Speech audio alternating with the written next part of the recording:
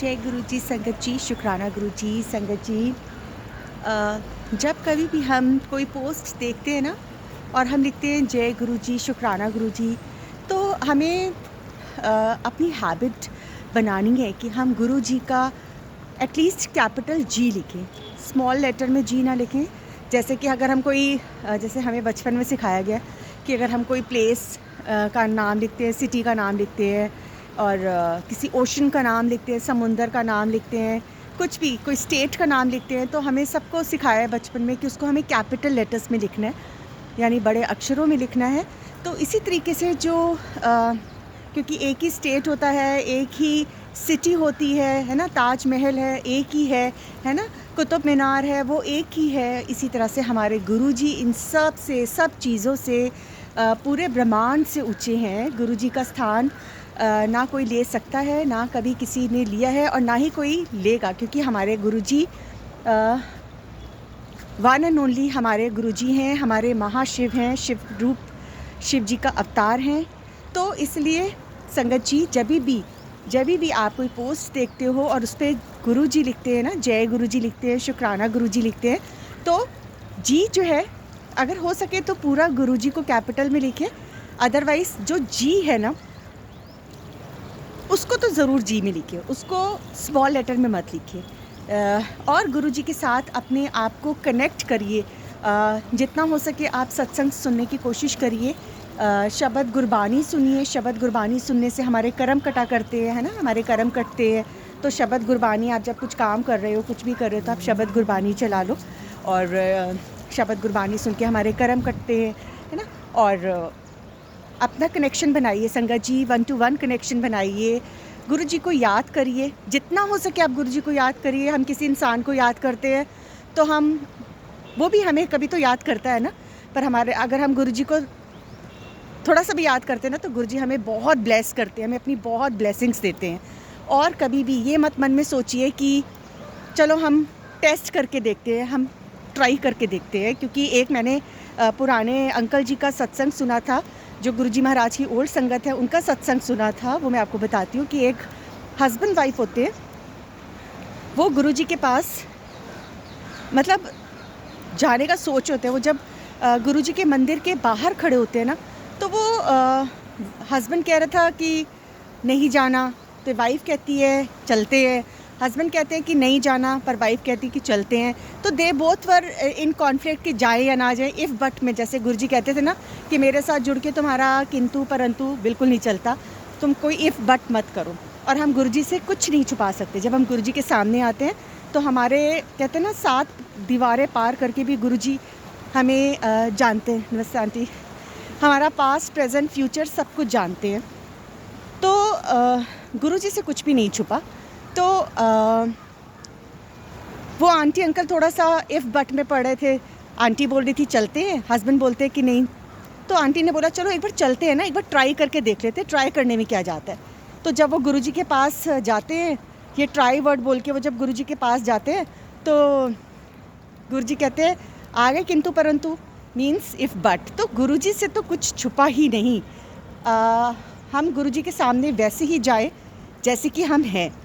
2 मुँह लेके कभी ना जाए कि हम अंदर से कुछ सोचें और बाहर से हम कुछ और हैं, ऐसा बिल्कुल नहीं। क्योंकि गुरुजी हमारे बाहर से नहीं, हमारे को अंदर से जानते हैं। हमारे पेरेंट्स, हमारा भगवान इतना हमें नहीं जानता जितना हमें गुरुजी जानते हैं। अगर हम गुरुजी की संगत बन जाते हैं, गुरुजी की कॉलिंग होती है कि गुरुजी को हमें कब बुलाना है, कब ब्लेस करने के लिए बुलाना है।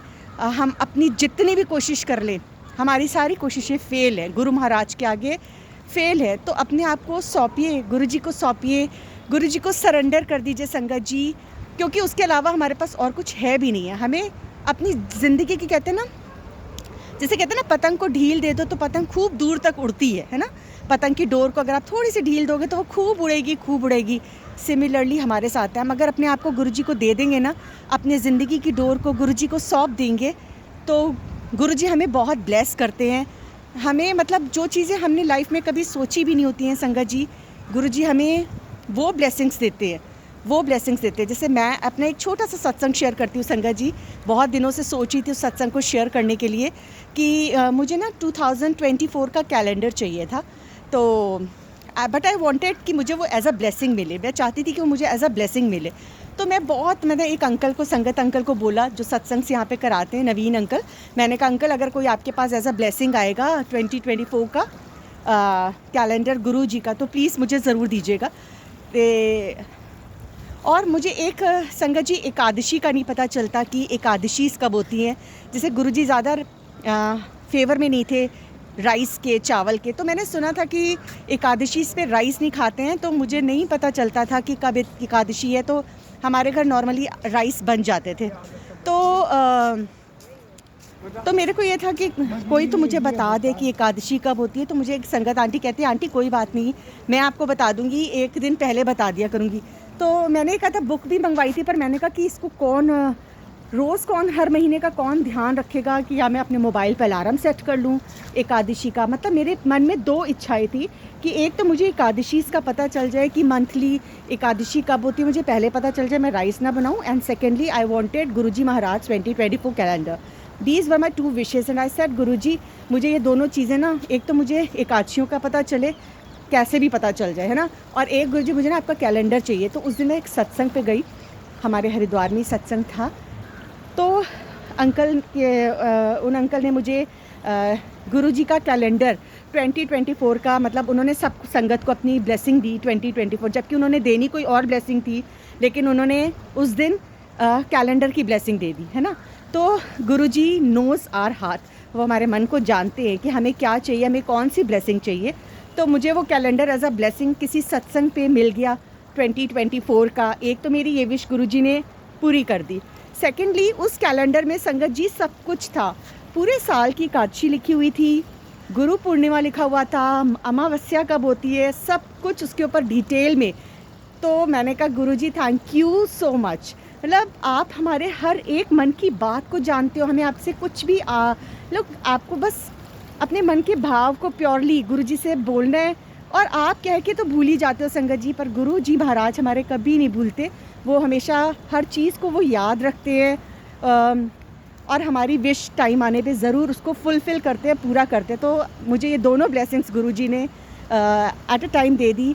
मैंने देखा कैलेंडर में पूरे साल की एकादशी लिखी हुई है, तो आई सेड कि वाओ। फिर वो संगत आंटी ने मुझे मैसेज भी किया कि आंटी कल एकादशी है। मैंने कहा डोंट वरी, गुरुजी ने मुझे ये ब्लेसिंग दे दी कि मुझे अब पूरे साल की एकादशी का पता चल गया कि कब कब एकादशी आएंगी, और गुरु पूर्णिमा कब है, और अमावस्या कब है, और सारे फेस्टिवल्स तो खैर हमें पता चल ही जाते हैं। नॉर्मली हमें एकादशी नहीं पता चलती हैं ना, कोई घर में बड़ा बुज़ुर्ग हो तो वो बता देता है, तो मेरे घर में कोई बड़ा नहीं है। तो शुक्राना गुरुजी का, थैंक यू सो मच गुरुजी महाराज जी कि आप अपनी संगत के हर मन की बात को जानते हो, हर इच्छा को पूरा करते हो। तो संगत जी बस गुरुजी के साथ कनेक्ट करिए, और किसी इफ़्ट में मत पड़िए, किसी के चक्कर में मत पड़िए, सिर्फ गुरुजी महाराज के साथ अपना डिवाइन कनेक्शन बनाइए। क्योंकि अगर इस धरती पे, पृथ्वी पे कोई भी आपके लिए कुछ कर सकता है तो सिर्फ और सिर्फ गुरुजी महाराज है। जो इम्पॉसिबल चीज़ें भी हैं उनको भी वो पॉसिबल कर देते हैं, मेरा ये पर्सनल एक्सपीरियंस है। तो संगत जी बस गुरुजी का मंत्र जाप करिए और गुरुजी के साथ कनेक्ट होइए। जय गुरुजी, शुक्राना गुरुजी। मैं आपको गंगा जी के दर्शन भी करा देती हूँ। जय माँ गंगे, हर हर गंगे। जय गुरुजी, शुक्राना गुरुजी।